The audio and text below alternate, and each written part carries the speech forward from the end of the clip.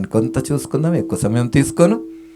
ఆ కొంత సమయాన్ని శ్రద్ధగా ఆలకించేటటువంటి ప్రయత్నం చేయండి.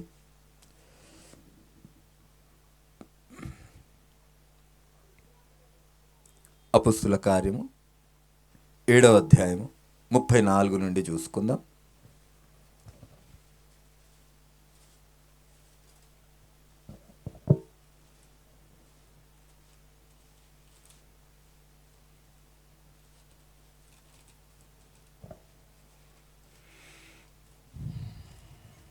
చదవగలిగిన వాళ్ళు చదవండి.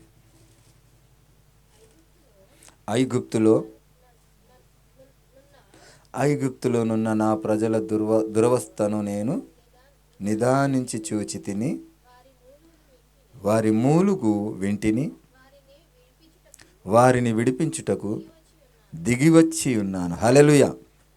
కొంత ఆగి మళ్ళీ ముందుకెళ్దాం.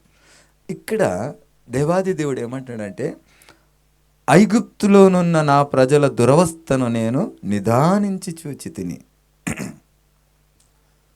ఒక్కొక్కసారి మనం కొన్ని విషయాలలో మంచి విషయాన్ని నిదానించి చూడం కదా. కొన్నిసార్లు ఏదైతే లోక సంబంధమైంది, ఏదైతే చెడు ఉంటుందో దాన్ని నిదానించి చూస్తాం. ఎందుకంటే అది సహజ సిద్ధ స్వభావం. మొదటి చూపులో ఏముంటుందట? పాపం ఉండదట. సర్వసాధారణంగా ఇట్లా చూసినప్పుడు పాపం ఉండదట. రెండోసారి అంటే అన్ని విషయాలు కాదు, మంచి విషయాన్ని చూసినప్పుడు వేరు, చెడు విషయాన్ని చూసినప్పుడు. చెడును మరీ పర్టిక్యులర్గా ఇట్లా చూస్తాం. మనం ఒకసారి మొబైల్ ఈ రోజుల్లో అందరికీ కామన్ కదా. వాక్యం చూడాలని అలానే చూస్తున్నాం, నావిగేషన్ అని, లేకుంటే ఇంకో ఇతరులకు మెసేజ్లు, వాక్యాలు అలాంటివన్నీ చూసినప్పుడు మొబైల్ అనేది ఒక ప్రధానమైనటువంటి ఒక అస్త్రంగా మారిపోయింది. అలాంటి సమయాల్లో మనం స్క్రోలింగ్ చేసినప్పుడు అందులో కొన్ని చూడదగని వస్తూ ఉంటాయి. కానీ దాన్ని ఇట్లా వెళ్ళిపోయిన దాన్ని కూడా మళ్ళీ ఇట్లా అనుకొని చూస్తాం చూడ, అది ఏమవుతుంది? అది పాపం అవుతుంది, చెడు. మొదటి చూపులో పాపం ఉండదు, అది ఇట్లా వెళ్ళిపోయినప్పుడు పాపం లేదు, కానీ దాన్ని మరీ తిరిగి చూసినప్పుడు అది పాపంగా మారుతుంది. కనుక మనము నిదానించి దేన్ని చూడాలంటే ఆయన ఇచ్చినటువంటి ఉపదేశం, దీనుల పట్ల దయగలిగి బ్రతకమన్నాడు, వాళ్ళని నిదానించి చూడాల. దేవుని వాక్యాన్ని ఆసక్తిగా వెతకమన్నాడు, దానిని నిదానించి చూడాల. దేవుని అందు మనం నడవటానికి మనం ఎక్కడికి వెళ్తే మనకు ఆ ఆశ్రయం దొరుకుతుందో దాన్ని నిదానించి చూడాలి. కానీ మనము తాత్కాలికమైన వాటి కొరకే నిదానించి చూస్తూ ఉన్నాం. కానీ దేవుని యొక్క ఆ మాట ఏమని ఉంటుందంటే, మనము ఆయన బిడ్డలం గనక మనము ఆయనను పోలి నడుచుకున్నామని అంటారు. ఆయన దేనిని నిదానించి చూస్తున్నాడో మనం ఒకసారి చూద్దాం. ఆయన ఏమంటున్నాడంటే, ఐగుప్తులోనున్న నా ప్రజల దురవస్థను నేను నిదానించి చూచి తిని, వారి మూలుగు వింటిని, వారి విడిపించుటకు దిగివచ్చి ఉన్నా. ఈ సారాంశాలన్నిటినీ కనుక మనం వింటే మనకు వాక్యం స్పష్టంగా అర్థమవుతుంది. ఇక్కడ దేవాది దేవుడు పుట్టి ఉన్న దేవుడు కాదు. ఈ యొక్క సీజన్ అంతా కూడా క్రిస్మస్ కదా. క్రిస్మస్ అంటే మనం ఇంతకుముందు కూడా మనం చెప్పుకున్నాం, మాస్. అసలు మాస్ అంటే ఏంటంటే ఆరాధన. క్రిస్ అంటే క్రీస్తును కూర్చినటువంటి ఆరాధన క్రిస్మస్. అయితే ఈ క్రిస్మస్ను మనం ఏం చేస్తున్నామంటే క్రీస్తు పుట్టినరోజు అంటున్నాం. దేవుడు పుట్టినరోజు ఎందుకు రాయించలేదు అంటే, పుట్టినరోజే కాదు, ఆయన ఎల్లకాలం మీ హృదయాల్లో పుట్టి ఉండాలి. మీ యొక్క పాత స్వభావం పోయి నూతనంగా మీలో క్రీస్తు పుట్టి జన్మించి ఉండాలని ఆయన ఆ యొక్క తేదీని రాయించలేదు. సరే, ఆయన తేదీ రాయించకపోతే చాలామంది దీని గురించి వాదోపవాదాలు చేస్తారు. క్రిస్మస్ ఈరోజు కాదు, చేసుకోవద్దు, చేసుకుంటే నష్టం లేదు, చేయకుంటే నష్టం లేదు కదా. చేసుకున్నా తప్పు లేదు, చేయకున్నా తప్పు లేదు. క్రీస్తు పుట్టిండంటే మనకు సంతోషమే కదా. ఆయన పుట్టి ఉండకపోతే మనకు రక్షణ లేదు కదా. కనుక ఆయన ఏ రోజు పుట్టినా ఆయన పుట్టిండు అన్న సంతోషం మనకు ఉన్నది. కనుక అది ఎప్పుడు చేసుకున్నా తప్పు లేదు, చేయకున్నా తప్పు లేదు. డబ్బులు ఉన్న వాళ్ళు చేసుకుంటారు. ప్రతిరోజు క్రిస్మసే. మనకు డబ్బులు ఉంటే క్రీస్తు మా కొరకు పుట్టిండు, చనిపోయిండు, కనుక మాకు రక్షణ దొరికిందని ప్రతిరోజు సంతోషపడవలసినటువంటి దినమే. కనుక ఆ విషయాన్ని మనము క్రీస్తును ఆరాధించేటటువంటి దినం అక్కడ మొదలైంది. అంతకుముందుకు ఏముంటుండే అంటే బలులు ఉంటుండే కదా. బలులు అప్పుడు అర్పించడానికి మనం ఏదైనా గడిచిన కాలం అంతా ఏదైనా తప్పు చేసినామేమో అనేసి ఒక గొర్రెను పట్టుకపోతే అందులో మధ్యలో ఏముంటుండే? యాజకుడు ఉంటుండే. యాజకుడు ఏం చేస్తుండే? గొర్రె మీద ఒక చేయి, మీ నెత్తి మీద ఒక చేయి పెట్టి ఏం చేస్తుండే? ప్రభువా, వీరి యొక్క దోషంలోను వీరు పాపంలోను క్షమించు అని చెప్పి ఆ బలిని, ఆ గొర్రె పిల్లను వధించి అందులో సగం యాజకుడికి, సగం బలి అర్పించేస్తుండే. అలాగూ జరుగుతుండే అన్నమాట. అయితే ఈ యొక్క క్రీస్తును ఆరాధించేటటువంటి స్వభావం అప్పుడు లేదు. యేసు ప్రభుల వారు జన్మించింది మొదలుకొని మనకు క్రీస్తుని ఆరాధించేటటువంటి దినం మొదలైంది కదా. అందుకే మనకు క్రిస్మస్ అని, మాస్ అంటే ఆరాధన. కనుక క్రీస్తును ఆరాధించే దినమే కానీ పుట్టుక దినం అని మనం అనుకోకూడదు. సరే, అయితే ఇక్కడ విడిపించుటకు ఆయన పుట్టలేదు, ఏమైందట ఇక్కడ ఉంది కదా, విడిపించుటకు దిగి వచ్చి ఉన్నాను. ఎవరిని? ఐగుప్తులోనున్న నా ప్రజల దురవస్థను నేను నిదానించి చూచి తిని, వారి మూలుగు వింటిని, వారిని విడిపించుటకు దిగి వచ్చి ఉన్నాను. ఈ యొక్క మోషే గారి యొక్క ఆ యొక్క సంఘటన అంతా కూడా, ఈ యొక్క ఫరో రాజుకు ఆ యొక్క సంఘటన అంతా కూడా సాతానుకు మోషే గారు విడిపించినటువంటిదంతా కూడా దేవుని యొక్క చిత్తాన్ని, ఆయన ఇష్టాన్ని, దేవుని యొక్క స్వభావాన్ని బయలుపరుస్తూ ఉంటారు. ఐగుప్తులో ఉన్నటువంటి ప్రజలందరం కూడా మన స్వభావాన్ని, ఎందుకంటే ఐగుప్తు అనగా మనము సాతాను బంధకంలో ఉన్నాం. ఐగుప్తు చెరలో ఉన్నటువంటి వారందరూ ఇశ్రాయేలు అయితే మనమందరం కూడా సాతాను చెరలో ఉన్నటువంటి వారం. మనల్ని విడిపించటానికి ఆయన ఏం చేసిండట? దిగి వచ్చిన దేవుడు. ఆయన పుట్టిన దేవుడు కాదు. అనేక విధమైనటువంటి సారాంశాలు బైబిల్లో ఉన్నాయి, చూసుకుందాం. ఒకేసారి మనకు అవన్నీ చూసుకున్నాం, మనకు అర్థం కావు. ప్రతిదినం మనం దాన్ని ధ్యానిస్తుంటే దాని యొక్క ఆ యొక్క సారాంశం మనకు అర్థమవుతుంది. మనం నాన్ వెజ్ అంటే అందరికీ ఇష్టం కదా. నాన్ వెజ్ అంటే ఇష్టం కాబట్టి ఇంత వేస్తే ఏమైపోతుంది? ముఖం కొట్టేస్తుంది కదా. అది వారంలో 2 సార్లు పుష్టిగా తినగలిగినంత తింటే బలము మనకు కూడా మంచిగా అనిపిస్తుంది. ఆ యొక్క రుచిని కొద్ది రోజులు చెప్పుకుంటాం. ఒకే రోజు ఇంతేస్తే రుచికరంది కూడా చేదైపోతుంది. వాక్యం కూడా నెమ్మదిగా అభ్యసించాలట. ఏది? పాలతో ఉగ్గుతూ అభ్యసించినట్టు అభ్యసించాలట. నిద్ర వస్తుందా? హల్లెలూయా. నిద్ర వచ్చిన వారు హల్లెలూయా, హల్లెలూయా. సరే, నిద్రపోకండి దయచేసి. చాలా మంచి అమూల్యమైనటువంటి సంఘటనలు. కొద్ది రోజులైతే వాక్యం మూయబడుతుంది. మన హృదయము దేనితో నిండాలంటే వాక్యంతో నిండాలా. హృదయం నిండిన దానిని బట్టి నోరు మాటలాడు. కనుక మన హృదయాన్ని వాక్యం చేత నింపమని దేవుని అడుగుదాం. దేవుడు వాక్యం చేత నింపుతాడు. అయితే దిగివచ్చి ఉన్నటువంటి దేవుడు, రమ్ము, నేనిప్పుడు నిన్ను ఐగుప్తునకు పంపుదునని అతనితో చెప్పాను. అధికారినిగా, తీర్పరినిగా నిన్ను నియమించిన వాడెవడని వారు నిరాకరించిన ఈ మోషేను అతనికి పొదలో కనబడి దేవదూత ద్వారా దేవుడు అధికారినిగాను విమోచకునిగాను నియమించి పంపెను. హల్లెలూయా. దేవుడు ఈ యొక్క ప్రత్యక్షతను, మోషే గారికి ఇచ్చినటువంటి ఆ ప్రత్యక్షతను మనం ఒకసారి ధ్యానిస్తే, ఎలాగ కనబడ్డాడట దేవుడు? ఎలా కనబడ్డాడట అమ్మా? పొదల మధ్యలో ఎలా కనబడ్డాడట? దేవదూతగా కనబడ్డాడట. దేవుని యొక్క ప్రత్యక్షత ఒకసారి దేవదూతగా కనబడ్డాడు, ఒకసారి ఆయనకు వీలును బట్టి మనిషి ఎలాగూ చూడగలడో, ఎంత చూడగలడో అంతవరకు కనబడుతూ ఆయన ప్రత్యక్షతను చూపిస్తూ వచ్చాడు. ఒకసారి ఏమో దేవదూత, ఆ యొక్క నిజంగా దేవదూత వచ్చినప్పుడు సాష్టాంగ పడినప్పుడు, నాకు సాష్టాంగ పడకూడదు సుమి అని అంటాడు. నేను నీలాంటి వాడనే అని దేవదూత అంటది. ఎందుకంటే అక్కడికి వచ్చింది దేవదూత కనుక. కానీ దేవుడే దేవదూతగా వచ్చినప్పుడు, సాష్టాంగ పడినప్పుడు ఆయన మౌనంగా ఉన్నాడు. ఎందుకంటే ఆయన స్తుతులకు పాత్రుడు, స్తోత్రార్హుడు గనక, ఆయన ప్రతి ఒక్కరి స్తోత్రాన్ని స్వీకరించే దేవుడు కనుక ఆయన మౌనంగా ఉన్నాడు. ఆయన దేవుడే అయ్యి ఉండి ఆయన దిగి వస్తే మనం అందరం ఏమవుతాం? నశించిపోతాం. బైబిల్లో ఒక మాట స్పష్టంగా ఉంటుంది. ఏమనంటే, ఆకాశము నా సింహాసనము, భూమి ఆయన పాదపీఠం అని ఉంటుంది. ఆకాశం ఆయన సింహాసనం, భూమి ఆయన పాదపీఠం అంటే ఆయన ఆకారం ఎంత గొప్పదై ఉండాలా, ఆయన యొక్క వెలుగు ఎంత తేజోమయమై ఉండాలి.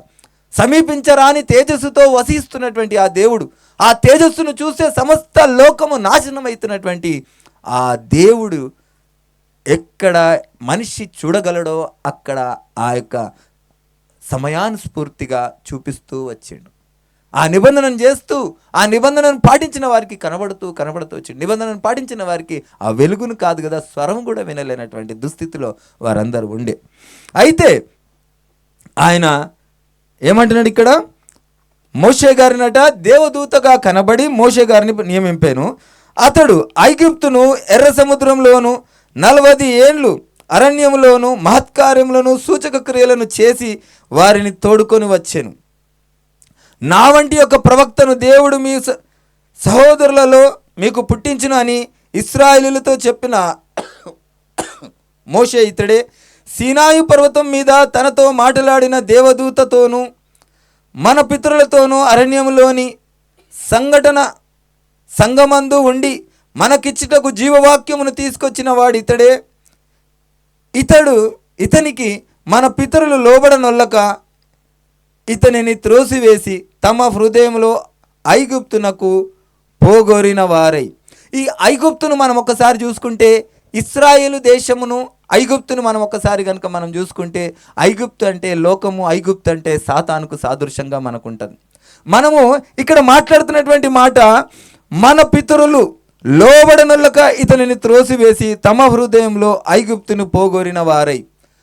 మనము దేవుని మాటను వినలేదు. యేసుప్రభుల వారు ఈ లోకానికి వచ్చి నేనే మార్గము, నేనే సత్యము, నేనే జీవం అన్నాడు. ఆ మాటను ఎవరు లక్ష్య పెట్టలేదు. ఎందుకంటే ఆయనను లక్ష్య పెట్టక ఆయనను సిలువ వేయడానికి చూచినప్పుడు ఆయన మర్మంగా మాట్లాడాడు. పరిశుద్ధ లేఖనంలో అసలు మర్మాలు ఉన్నాయా లేవా అంటే మనం అనేక విధమైనటువంటి మర్మాలు ఉన్నాయి, మనం చూసుకుందాం. అయితే ఈ యొక్క ఐగుప్తు ఆశలన్నింటినీ విడవలేకపోయినరు. దేవుడిచ్చినటువంటి కృపను వాళ్ళు పొందలేకపోయినరు. దేవుని యొక్క ఉద్దేశాన్ని వారు అర్థం చేసుకోలేకపోయినరు. ఎలాగంటే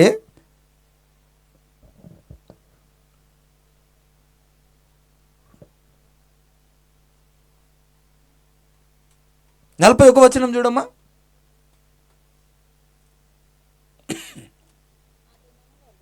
ఆ దినములలో వారొక దూడను చేసుకొని 40 నుంచి చూడమ్మా. 40 మాకు ముందు నడిచినట్టి దేవతలను మాకు చేయుము, ఐగుప్తు దేశములో నుండి మనలను తోడుకొని వచ్చిన ఈ మోషే ఏమాయనో మాకు తెలియదని అహరోనుతో అనిరి. ఆ దినములలో వారొక దూడను చేసుకొని ఆ విగ్రహమునకు బలి నర్పించి తమ చేతులతో నిర్మించిన వాటి అందు ఉల్లసించిరి. ఇంకొక వచనం, అందుకు దేవుడు వారికి విముఖుడై ఆకాశ సైన్యమును సేవించుటకు వారిని విడిచిపెట్టాను. హల్లెలూయా. ఇక్కడ మోషే గారు ఏం చేసిండంటే, మనం ముందే చెప్పుకున్నాం, ఐగుప్తు దేశము సాతానుకు, ఫరో సాతానుకు, ఐగుప్తు దేశము లోకమునకు, ఇశ్రాయేలులు ఆ యొక్క దేవుని విశ్వాసులకు సాదృశ్యంగా చూపబడింది. అయితే మోషే ఐగుప్తు నుండి ఇశ్రాయేలును విడిపించి తీసుకొని వచ్చిన తర్వాత సీనాయి పర్వతం మీద ఆయన దేవునితో మాట్లాడడానికి వెళ్ళినప్పుడు చాలా రోజులు గడిచిపోయినాక ఇక్కడ ఉన్న వారందరూ ఆ అద్భుతాలను చూసి కూడా ఏం చేసిర్రు, మర్చిపోయి మోషే ఏమైండో మాకు తెలియదు, మాకు ముందు నడవడానికి, మమ్మల్ని నడిపించడానికి ఒక ప్రతిమ కావాలి అని వాళ్ళు అడిగారు. అయితే ఇక్కడ ప్రధానమైనటువంటి సారాంశం ఏంటంటే, నేను చెప్పాలనుకున్నది ఏంటంటే, మనుషులను నడిపించటానికి ఒక ఆత్మ కావాలి. ఆత్మ లేకుండా ఎవరు నడిపించబడలేరు. కనుక మోషే గారు ప్రతిరోజు వాళ్ళతో ఉండి వాళ్ళను హెచ్చరించేవాడు, వాళ్ళని హెచ్చరిస్తూ వాళ్ళని నడిపించేవారు. సడన్గా మోషే కనబడకపోయేసరికి వీళ్ళకి ఏమైపోయింది, వీళ్ళలో అపవిత్ర ఆత్మలు పనిచేస్తూ ఉన్నాయి. ఈ అపవిత్ర ఆత్మలు పనిచేస్తూ, అపవిత్ర ఆత్మ ఎక్కడ పనిచేస్తుండేనండి ఒకసారి మనం ఆలోచించాలి. ఆదాము గారు పాపం చేసిన వెంటనే అపవిత్ర ఆత్మ వాళ్ళ హృదయంలోకి వెళ్ళి అన్ని కార్యాలు చేయడం మొదలుపెట్టింది. ఎలాగ చేయడం మొదలుపెట్టిందంటే, కయ్యోను ఏబేలును ఏం చేసింది, నరహత్య చేపించింది. ఆ యొక్క అపవిత్ర ఆత్మ ఆ నుండి మొదలు పెడితే దేవునికి అన్ని వ్యతిరేకమైనటువంటి పనులు చేపిస్తూ ఉంది. అయితే ఈ అపవిత్ర ఆత్మ ఎందులో ఉందంటే మన హృదయంలోకి వచ్చేసింది. అయితే దేవుడు ఏమంటాడంటే, మీ హృదయమే నా ఆలయం అన్నాడు. ఆ హృదయాన్ని ఎవరు పాడు చేస్తున్నారు, అపవాదిగాడు పాడు చేస్తూ ఉన్నాడు. ఈ విషయాన్ని మనం బాగా ఆలోచించి ధ్యానించాలి, చాలా అవసరమైనటువంటి మ్యాటర్. అయితే అపవాదిగాడు మన హృదయంలో ఉండి ప్రేరేపిస్తూ ఉన్నాడు అబద్ధం ఆడని. అపవాదిగాడు మన హృదయంలో ఉండి ప్రేరేపిస్తూ ఉన్నాడు వ్యభిచారం చేయమని. అపవాదిగాడు మన హృదయంలో ఉండి మర్డర్ చేయమని ప్రేరేపిస్తూ ఉన్నాడు. అపవాదిగాడు మన హృదయంలో ఉండి తిట్టమని ప్రేరేపిస్తూ ఉన్నాడు. అపవాది మన హృదయంలో ఉండి కొట్టమని ప్రేరేపిస్తూ ఉన్నాడు. ఈ యొక్క అపవాదిగాడు మన హృదయంలోనికి ఉండి అన్ని పనులను ప్రేరేపిస్తూ ఉంటాడు. కానీ దేవుడేమో బయట ఉండి మనకు చెప్పినటువంటి నిర్దేశిత్వాన్ని మనము అర్థం చేసుకోలేకపోతా ఉన్నాం. సరే, ఇప్పుడు ఆ యొక్క అపవాదిని ఎలగొట్టాలంటే ఎలాగు, మన మనసును మన స్వభావం సరిచేయాలంటే ఎలాగు, మన హృదయంలో దేవుడు లోపలికి రావాలంటే ఎలాగు? అపవిత్రాత్మ ప్రవేశించేసింది కదా, ఈ అపవిత్రాత్మను వెళ్ళగొట్టాలి. ఈ అపవిత్రాత్మను ఎలా వెళ్ళగొట్టాలి అనే దాని మీద దేవుడు ఒక మాట అంటాడు. ఏమంటుండే 42వ వచనంలో ఏమంటుండు, అందుకు ఈ విగ్రహం తయారు చేయగానే అపవిత్రాత్మలు వాళ్ళలో ఉన్నాయి కదా, ఉండగానే దేవుడు వారికి విముఖుడై ఆకాశ సైన్యమును సేవించుటకు వారిని విడిచిపెట్టాను. ఈ ఆకాశ సైన్యం అంటే ఎవరు? ఈ ఆకాశ సైన్యం అంటే ఎవరండి? ఆకాశ సైన్యమును వారు సేవించుటకు ఏందట, వారిని విడిచిపెట్టాను, సేవించుటకు వారిని విడిచిపెట్టాను. ఇప్పుడు మనం పూజ చేస్తుంది అంతా లోక సంబంధంగా. మనం ఇంతకుముందు ఆరాధించిన వారు, మన పితరులు ఆరాధించిన వాళ్ళంతా ఎవరిని ఆరాధించేవాళ్ళట? ఎవరిని ఆరాధించేవాళ్ళు?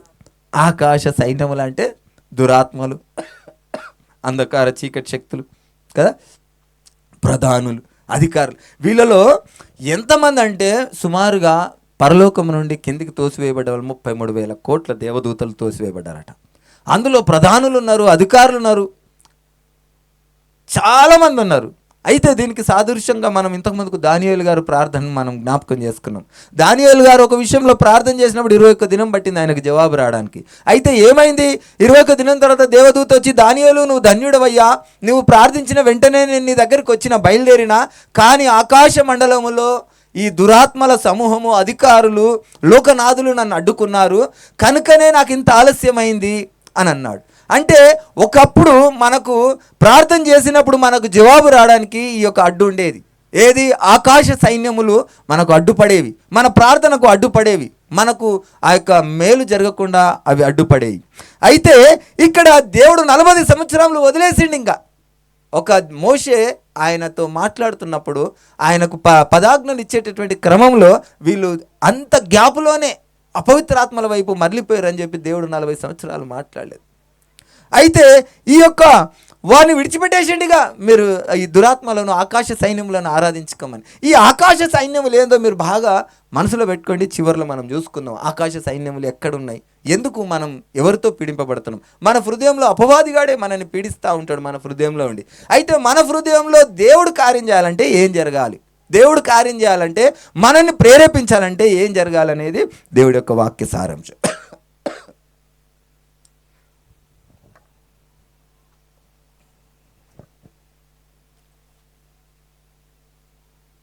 ఇర్మియా 51,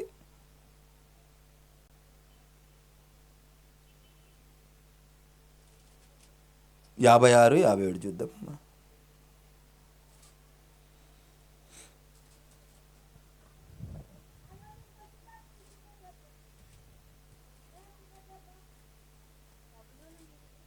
బబులోను మీదికి పాడు చేయువాడు వచ్చుచున్నాడు, దాని బలాఢ్యులు పట్టబడి ఉన్నారు, వారి విండ్లు విరిగిపోయినవి. యెహోవా ప్రతీకారము చేయు దేవుడు గనుక నిశ్చయముగా ఆయన క్రియకు ప్రతిక్రియ చేయును. దాని అధిపతులను, జ్ఞానులను, అధికారులను, సంస్థానాధిపతులను, బలాఢ్యులను మత్తిల్ల చేసేదను. వారు చిరకాల నిద్ర నుండి మేలు కొనకపోదురు. ఇదే రాజువాక్కు. సైన్యములకు అధిపతియగు యెహోవా అని ఆయనకు పేరు. హల్లెలూయా, హల్లెలూయా. ఈయన ఎవరిని మత్తిల్ల చేసిండట?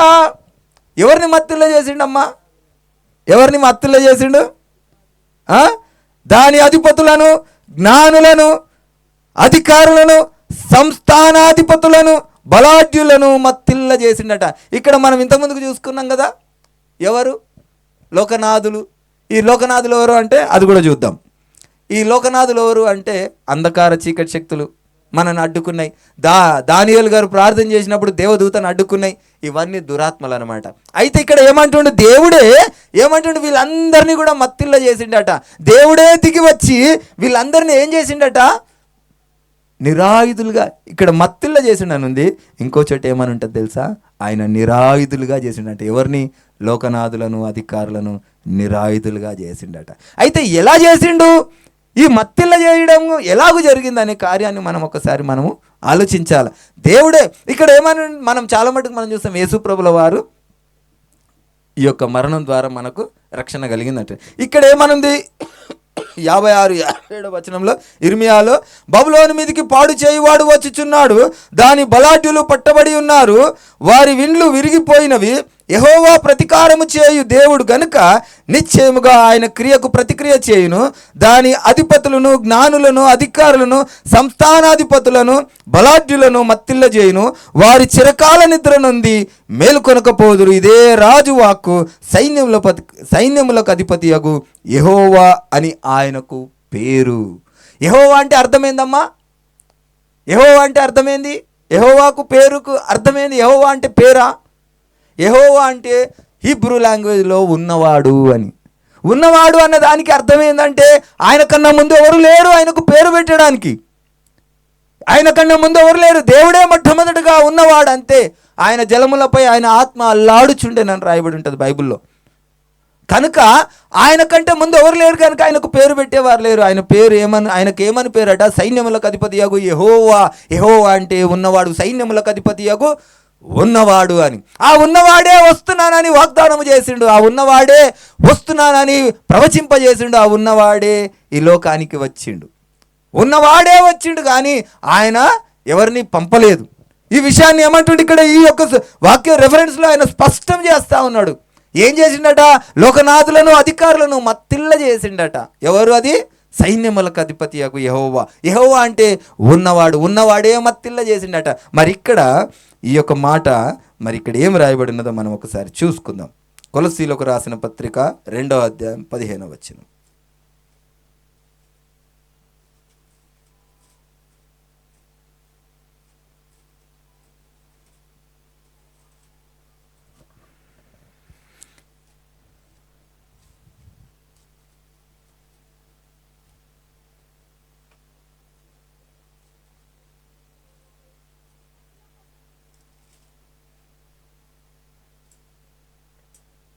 కొలస్సీలకు రాసిన పత్రిక 2వ అధ్యాయం 15వ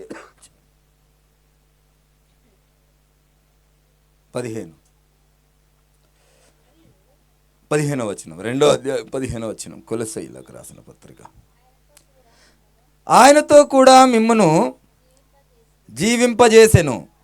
ఆయన ప్రధానులను, అధికారులను నిరాయుధులుగా చేసి సిలువ చేత జయోత్సవముతో వారిని పట్టి తెచ్చి బాహటముగా వేడుకకు కనుపరచెను. హల్లెలూయా.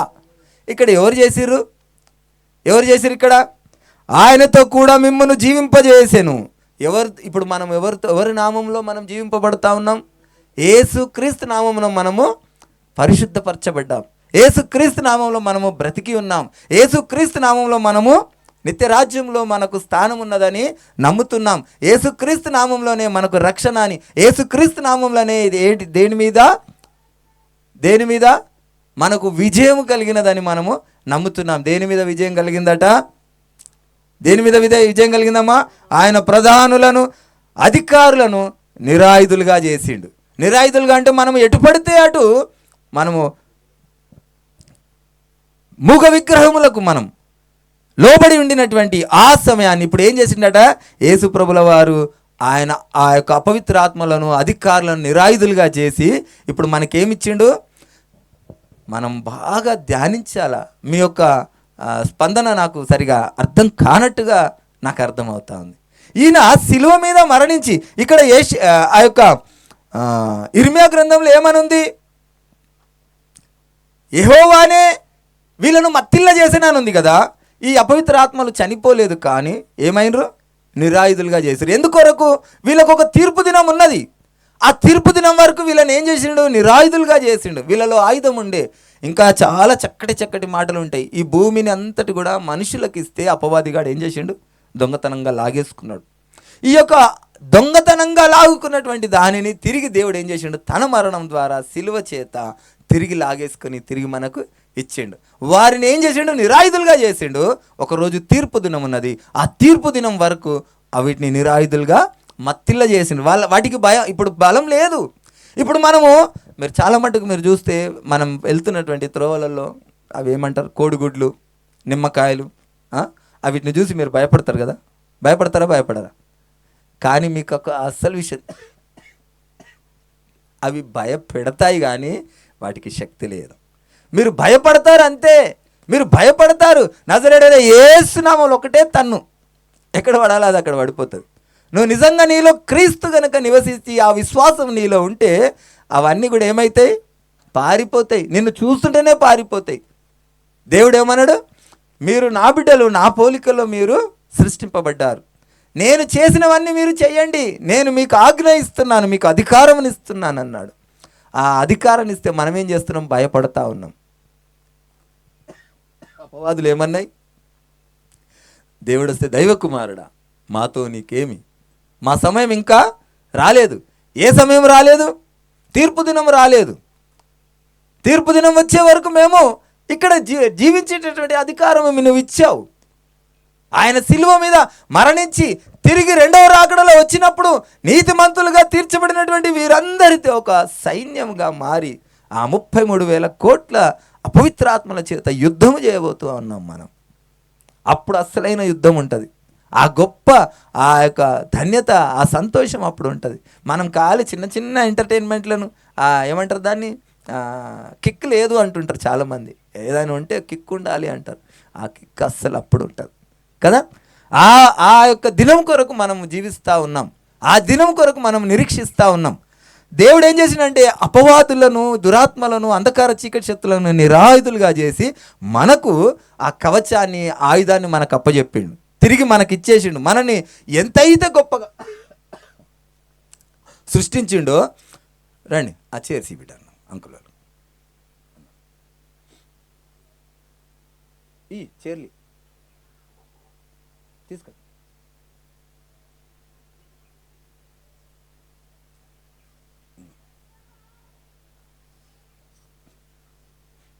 ఇది తీసి కింద పెట్టేరాదు.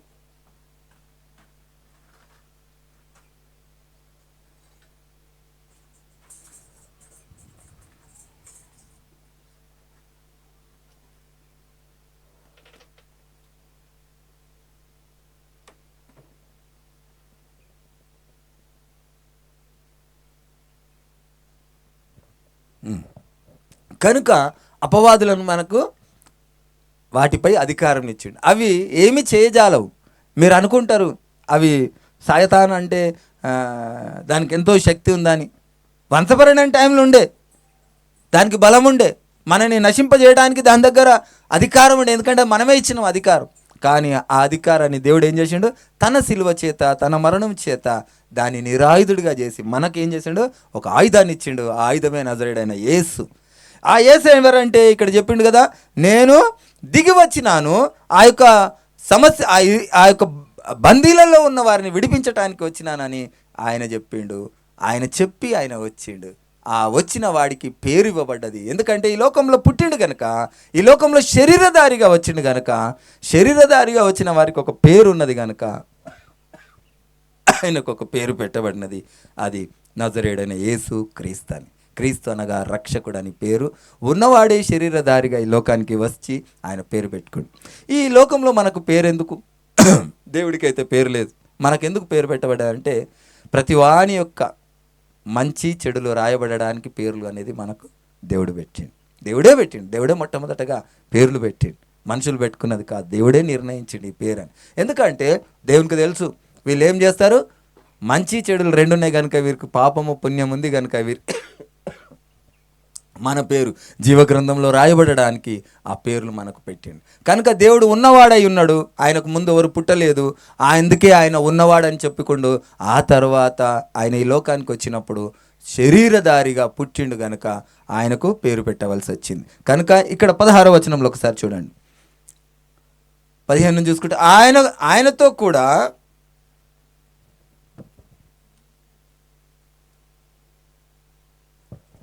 ఆయనతో కూడా మిమ్మను జీవింపజేసెను. ఆయన ప్రధానులను అధికారులను నిరాయుధులుగా చేసి శిలువ చేత జయోత్సవముతో వారిని పట్టి తెచ్చి బహాటంగా వేడుకకు కనపరచెను. కాబట్టి అన్నపానముల విషయంలోనైనను పండుగ, అమావాస్య, విశ్రాంతి దినము అను వాటి విషయంలోనైనను మీకు తీర్పు తీర్చనెవనికిని అవకాశం ఇవ్వకుడి. మీరు అమావాస్య విషయంలో భయపడకండి. అపవాదిగాడు నిరాయుధుడయ్యిండు. అపవాదిగాడు మన దగ్గర ఏ బలం లేదు. మీరు అనుకుంటారేమో, అయ్యో అపవాది గారి దగ్గర బలం ఉంది, వాడు ఏదో చేస్తాడు అనుకుంటే మీరు నమ్మరు. మీకు ఎక్కడన్నా ఆ నిమ్మకాయలు, ఆ కుంకుమ, ఆ కోడిగుడి కనబడితే నాకు చెప్పండి. వచ్చి ఒకటే తన్నదంతా అంత దూరం పారిపోతుంది. అవి ఉట్టిగా మనల్ని భయపెట్టిస్తాయి. భయపెట్టాలని ఇంకా భయపెట్టిస్తాయి. మీరు చిన్నప్పటి నుంచి మీరు బాగా మీకు ఎక్స్పీరియన్స్, ఎవరైనా భవ్ అని భయపెట్టిస్తే వాళ్ళు భయపడితే ఇంకెక్కువ భయపెట్టిస్తారు కదా. భయపడని వాళ్ళని భయపడిస్తారా? భయపెట్టియరు. ఎక్కువ భయపడేటోళ్ళనే భయపెట్టిస్తారు. చిన్న ఉన్నప్పుడు చెక్కులు గింతలు పెడుతుండే. ఎవరైతే బాగా నవ్వుతారో వాళ్ళకే చెక్కులు గింతలు పెడుతుండే. నవ్వని వాళ్ళకి పెట్టకపోం. ఎవరైతే నాకు కావాలంటారో వాళ్ళకి పెట్టరు. ఎవరైతే వద్దు వద్దంటారో వాళ్ళకి పెడతా ఉంటారు. నేను చాలా మట్టుకు చూసిన చిన్నపిల్లలు అమ్మ అన్నం అంటే లేదు మధ్యాహ్నం లేదంటే సాయంత్రం అంటారు. కానీ కొంతమందిని చూస్తే వాడు తింటలేడంటే ఎత్తుకొని చందమామ అని చూపించి అది చూపించి ఇది చూపించి వాడు కక్కుతుంటే కూడా నోట్లో పెట్టేటటువంటి వాళ్ళని చూసిన. ఈ ప్రధానంగా మనుషులకు ఉండేటటువంటి స్వభావం, వద్దంటే చేసేటటువంటి స్వభావం. ఓలి ఆడేటోళ్ళకు పోయారు, వద్దు అని పరిగెడుతున్న వాళ్ళకే పోయాలని ఆశ. సాతాన్ గాడికి ఏదైతే దేవునికి సమీపంగా ఉంటాడో వాళ్ళనే పీడిస్తూ ఉంటాడు. దేవుని దగ్గరికి వచ్చే వాళ్ళనే పీడిస్తామని చూస్తూ ఉంటాడు. వాడి దగ్గర ఉన్న వాళ్ళని అస్సలు పట్టించుకోడు. ఏదైనా ఒకవేళ వానికి ఇష్టమైన పని చేస్తే వీడు మనోడే లే అని వదిలేస్తాడు. దేవుని బిడ్డలనే టార్గెట్ చేస్తూ ఉంటాడు. కనుక మనం ఏం చేస్తున్నామట? భయపడకుండా మనము ఆయన నిరాయుధులుగా చేసినటువంటి ఆ అపవిత్రాత్మలకు మనం భయపడతా ఉన్నామా? మనం ఈ రోజు నుండి మనకు ఏ విషయంలో కూడా మనకు ధైర్యము, భయం ఉండడానికి వీల్లేదు. ఆయన ఏం చేసిండు? ఆయన మరణం ద్వారా మనకేం కలిగిందంటే ఆయన అపవిత్రాత్మలను నిరాయుధులుగా చేసి మనను ఆయుధవంతులుగా చేసాడు. సరే, ఈ ఆయుధవంతులుగా చేసిన దానికి ఒక చాలా పెద్ద సబ్జెక్ట్ ఉంది. ఈ సబ్జెక్ట్ ఏంది అంటే పరిశుద్ధాత్మకు దురాత్మకు సంబంధించినటువంటి సంఘర్షణ. అయితే ఈ యొక్క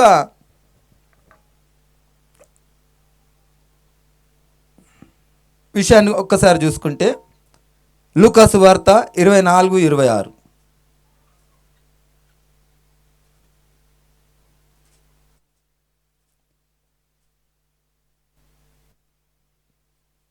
ముందు ఇది చూద్దామమ్మ, 22:3 చూద్దాం.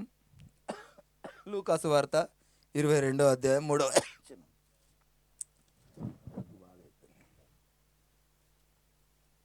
లూకాసు వార్త 22:3.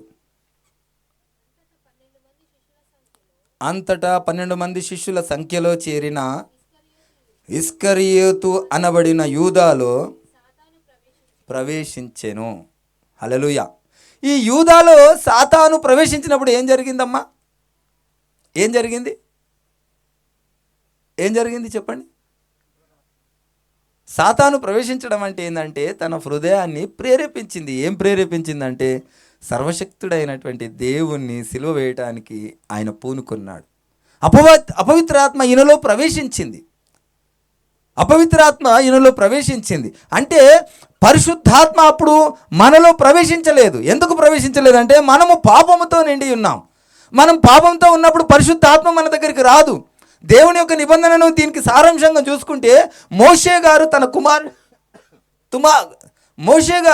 తన కుమారునికి సున్నతి చేయనప్పుడు ఆ యొక్క దేవుని ఆత్మ కుమారుని చంపజూచింది. ఎందుకంటే ఆయన నిబంధన చేయలేదు. అక్కడ నిబంధనను ముఖ్యం. ఇక్కడ నిబంధన అనగా ఆయన మాట వినటం ముఖ్యం. ఇక్కడ ఆయన మాటకు లోబడే వరకు ఆయన మనని ఉపేక్షించాడు. కనుక ఈ యొక్క సారాంశం ఏంటంటే ఆ అపవిత్రాత్మ మన హృదయంలోనికి వెళ్ళి మనని ప్రేరేపించింది. అయితే ఇప్పుడు మనల్ని సరిచేయాలంటే పరిశుద్ధాత్మ మన హృదయంలోనికి రావాలి. పరిశుద్ధాత్మ మన హృదయంలోనికి రావాలంటే ఎలాగ జరుగుతుంది? ఈ బలుల ద్వారా మన హృదయంలోనికి రాదు. పరిశుద్ధాత్మ మన హృదయంలోని కార్యం చేయలేదు. బయటుండి మాట్లాడుతుంది, బయటుండి మనని నడిపిస్తుంది, కానీ మన హృదయంలోనికి పరిశుద్ధాత్మ రాలేదు అప్పటికి. అయితే ఇక్కడ లూకాసు వార్త 24:26 చూడండి అమ్మా. 24:26. లూకాసు వార్త 24వ అధ్యాయం 26వ వచనం. క్రీస్తు ఇలాగు శ్రమపడి తన మహిమలో ప్రవేశించుట అగత్యము కాదా అని వారితో చెప్పి. ఇక్కడ దేవుడు ఏం చేస్తున్నాడంటే, చనిపోయిండు, తిరిగి లేచి అందరికీ కనబడ్డాడు. కనబడి ఏమన్నాడు, మీరు పడిపోకుండానట్లు, ఎటు పడితే అటు చెదిరిపోకుండానట్లు, మీరు ధైర్యంగా నిలబడినట్లు, మీరు నా కొరకు మీరు సువార్త ప్రకటించినట్లు, మీరు అపవాదిని జయించినట్లు, మీరు అపవాదులను పారదోలినట్లు, మీరు దయ్యములను వెలగొట్టినట్లు ఉండడానికి నేను మీకు ఆత్మను పంపుతా. ఈ ఆత్మను పంపే వరకు మీరు ఏం చేయండి అంటే, ఒక దగ్గర వేచి ఉండండి, నేను మీకు ఆత్మను పంపిస్తా అన్నాడు. అయితే దీన్ని ఏం చేస్తారంటే, చాలామంది ఏం చేస్తున్నారంటే, ఆత్మను పొందుకునే వరకు మీరు దేవుని దగ్గర కనిపెట్టండి అని అన్నారు. కానీ ఇక్కడ ఏమంటుండో లూకాసు వార్త 24:26లో, క్రీస్తు ఇలాగూ శ్రమపడి తన మహిమలో ప్రవేశించుట అగత్యము కాదా అని వారితో చెప్పిండట. అయితే యేసుప్రభుల వారు చనిపోయి తిరిగి తన మహిమలో ప్రవేశించాలా? ఆయన మహిమలో ప్రవేశిస్తేనే కదా ఆయన ఆత్మ మనందరి మీద ఉండగలుగుతుంది. ఇప్పుడు మనిషి అన్నవాడు ఒకే టాపిక్ ఆలోచించగలడు, ఒకే దగ్గర ఉండగలడు, ఒకే పని చేయగలడు. కానీ దేవుడు అట్ ఎ టైం 1,00,000 కోట్ల ఆలోచనలు చేయగలిగినటువంటి శక్తిమంతుడు, 1,00,000 కోట్ల మందిలో నివసించగలిగినటువంటి సర్వశక్తిమంతుడు. అంతటి గొప్ప దేవుడు ఆయన. అయితే ఆయన శరీరధారిగా ఈ లోకానికి వచ్చి చనిపోయి తిరిగి మహిమలోనికి ప్రవేశించి ఆ మహిమనే మనందరికీ పంచిచ్చేదే పరిశుద్ధాత్మ. పరిశుద్ధాత్మ అనగా చాలామంది ఏమంటారు, ఆయన పరిశుద్ధాత్మ దేవుడు, ఆయన సపరేటు, పరిశుద్ధాత్మ సపరేట్ అంటాడు. కాదు, మనుష్యునికి దేహ ప్రాణాత్మలు ఎలాగైతున్నాయో దేవుడు కూడా దేహమును ప్రాణమును సంపాదించుకున్నాడు. ఎందుకంటే ఈ లోకంలో మనకు కనబడడం కొరకు, మన పాపముల నిమిత్తం ఆయన బలియాగం అవ్వడం కొరకు ఆయన ఆత్మను శరీరాన్ని ప్రాణమును శరీరాన్ని సంపాదించుకున్నాడు.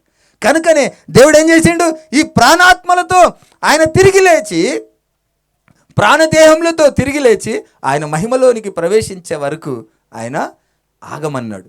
ఆయన మహిమలోనికి ప్రవేశించిన తర్వాత ఆయన ఆత్మను పంపించిండు. దాన్ని పట్టుకొని వీళ్ళందరూ ఏమంటారంటే, మీరు పరిశుద్ధాత్మ పొందినరా?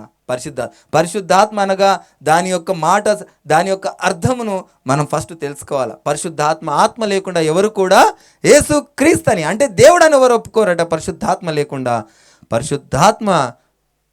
లేకుండా దేవుడు అని ఒప్పుకోరు. పరిశుద్ధాత్మ ఉండి యేసుప్రభు దేవుడు కాదని ఎవరు అనలేరు.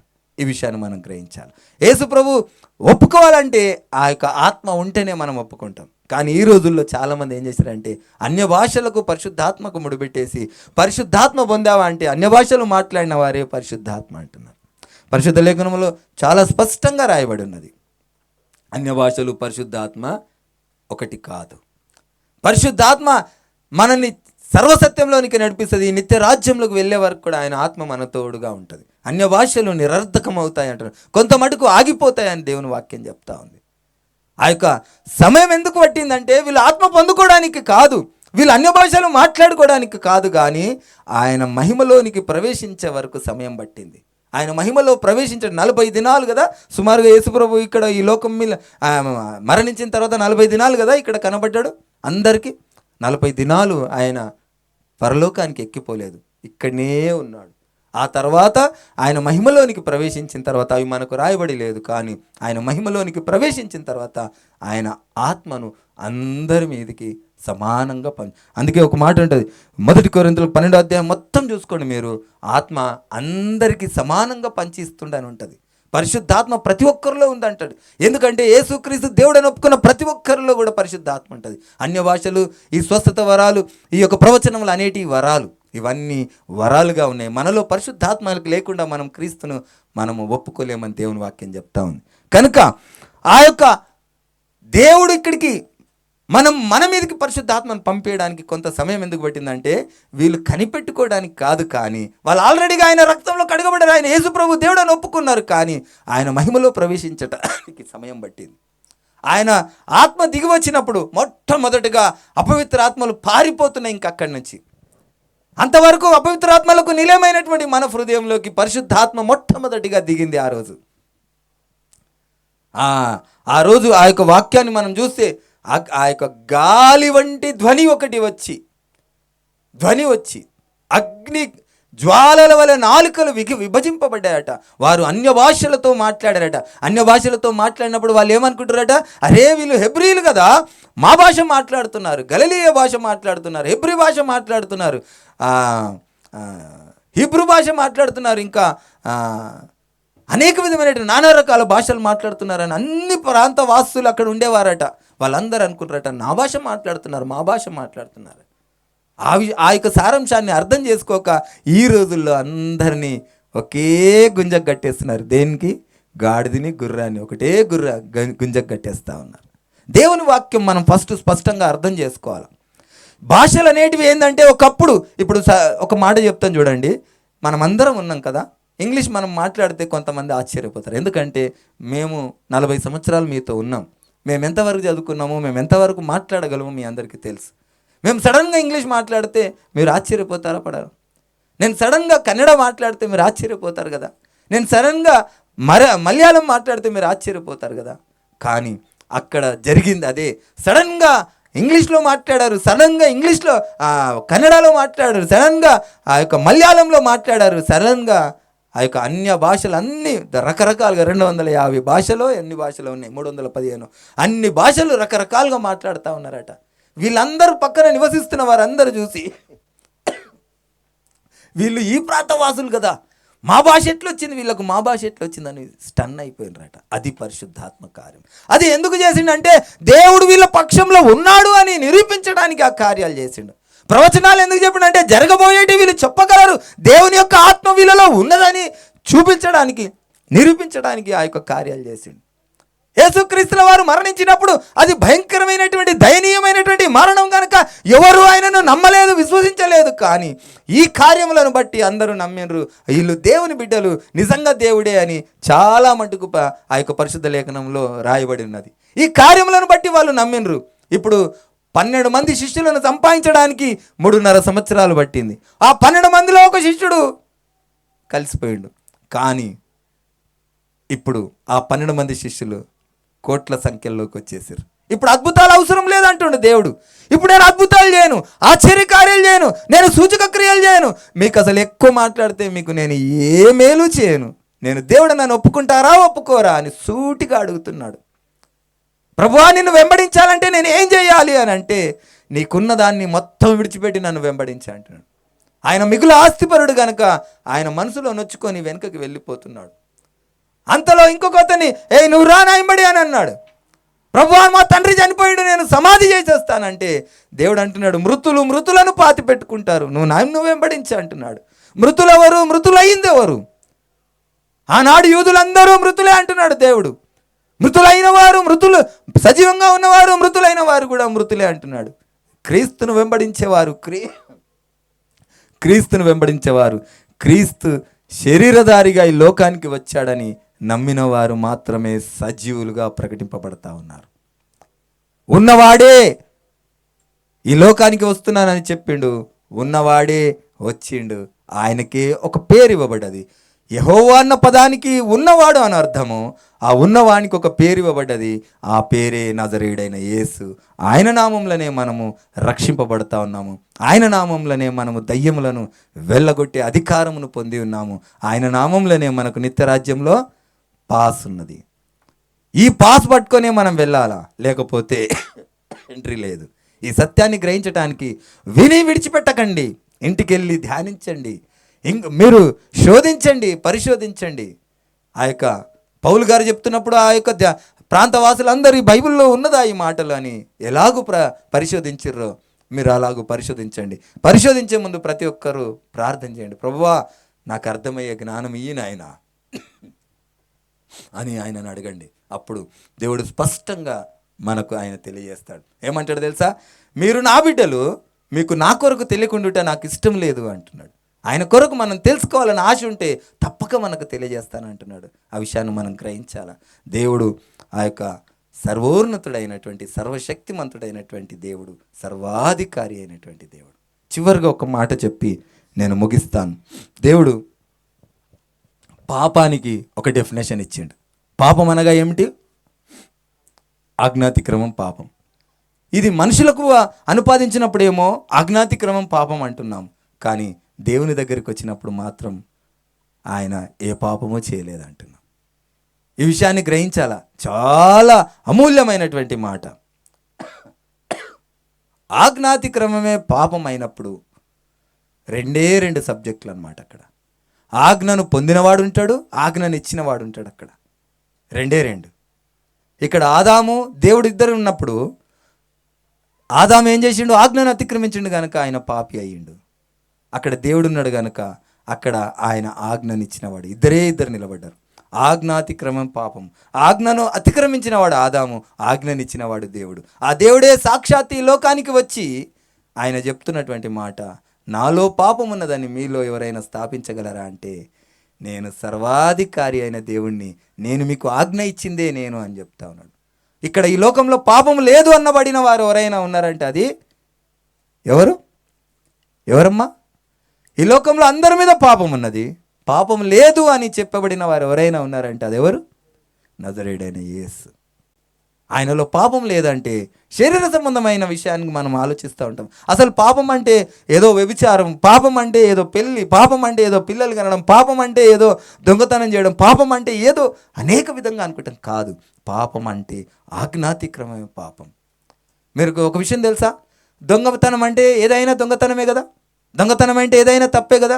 కానీ ఒక్కొక్కసారి అన్నం కొరకు దొంగతనం చేసినాను కొట్టరు. చాలా మటుకు నేను చూసిన ఒక్కొక్క చోట్ల అన్నం కొరకు దొంగతనం చేస్తే పట్టుకొని కొట్టడానికి వచ్చినప్పుడు ఇది ఏంటంటే, మాకు వారం రోజుల నుంచి అన్నం లేదు, మా పిల్లలందరూ అనుమతిస్తుండ్రు అని అంటే వాళ్ళని చూసి జాలిపడి వారికి ఇంకా డబ్బులు ఇచ్చి పంపిస్తూ ఉంటారు. దొంగతనం తప్పే కదా, పాపమే కదా, ఎందుకు ఇస్తున్నారంటే ఆ సందర్భంలో ఆయన పరిస్థితిని బట్టి చేసిండని చెప్పి ఉపేక్షిస్తూ ఉంటారు. అలాగే ప్రతిదాన్ని కూడా ఉపేక్షిస్తూ ఉన్నాడు దేవుడు. పెళ్లి చేసుకో తప్పు లేదు, అక్రమ సంబంధాలు పెట్టుకోవద్దు అంటుండు. మాట్లాడు తప్పు లేదు, చెడ్డ మాటలు మాట్లాడక అంటుండు. చూడు తప్పు లేదు, నువ్వు కింద పడకుండా చూడు, కానీ చెడు చూపులు చూడక అంటున్నాడు. ఆలోచించు తప్పు లేదు, కానీ పన్నాగాలు పన్నకు, చెడు పన్నాగాలు పన్నకు అంటున్నాడు. క్రమము అక్రమాన్ని మనకి దేవుడు నిబంధననిచ్చిండు. ఏదైతే చేయమన్నాడో, ఏదైతే చేయొద్దన్నాడో మనం గ్రహించాలి. పాపం అంటే ఆజ్ఞాతిక్రమమే పాపం. ఆజ్ఞ అనగా దేవుని యొక్క ఉద్దేశమును దేవుణ్ణి ఎరగకపోవటమే పాపం. కనుక ఆ దేవాది దేవుడు ఏమంటున్నాడు అంటే, ఆయన శరీరధారిగా ఈ లోకానికి వచ్చిండు, ఉన్నవాడే శరీరధారిగా వచ్చిండు. ఈ మాట సత్యం. ఆ సత్యాన్ని మనం గ్రహించి ఆ యొక్క ఒప్పుకున్న నాడు మనం నీతిమంతులుగా అవుతున్నాం. ఈ యొక్క లోకంలో ఉన్నటువంటి ప్రతి చెడు క్రియకు మనం పనిష్మెంట్ అనుభవిస్తూ ఉంటాం. చాలామంది అనుకుంటూ ఉంటారు, ఏదైనా తప్పు చేస్తే ఇంకా పాపం కాదు అది. ఇప్పుడు దేవుని నమ్ముకొని విశ్వసించి అన్ని విషయాల్లో నీతిగా ఉండి ఏదైనా పాపం చేసిన అనుకో, వాడు తప్పక అనుభవిస్తాడు. ఏ విధంగానో అనుభవిస్తాడు. కొన్ని పేర్లు నేను చెప్పను, వాళ్ళు తప్పక ఈ లోకంలో అనుభవించి శిక్షను అనుభవించి చనిపోతారు. ఎలాగంటే ఒక ఉదాహరణ చెప్తా. మన కుటుంబాలలో ఎవరైనా నేరం చేసిన వాళ్ళు ఎప్పుడైనా మీకు ఉన్నారా? మీ కుటుంబాలలో ఎవరో కాదు, నేనే చెప్తా సాక్షాత్తు. నేను ఒకప్పుడు ఎవరిదో ప్రాపర్టీ హైటెక్ సిటీలో, ఆ ప్రాపర్టీని నేనేం చేసిన, నకిలీ డాక్యుమెంట్లు సృష్టించి నేను దాన్ని విక్రయించిన. 11 సంవత్సరాల తర్వాత అది బయటపడ్డది.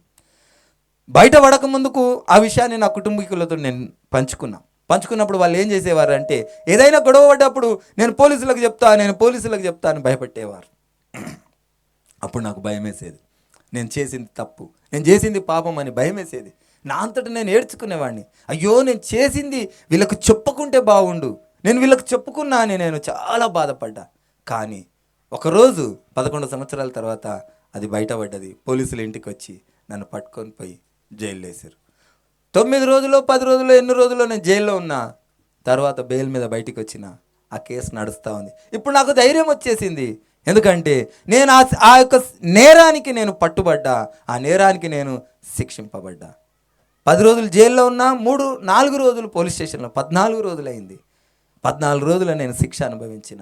ఇప్పుడు ఒకవేళ దానికి ఇంకా కూడా శిక్ష వేస్తే దేవుడు నన్ను ఏం చేసినట్టు? దాని మీద నాకు శిక్ష వేసి నన్ను ఆయన నిర్దోషిగా చేసినట్టు. ఎందుకు అంటే నేను ఈ లోకంలో చేసినటువంటి పనికి నేను శిక్ష అనుభవించవలసిందే.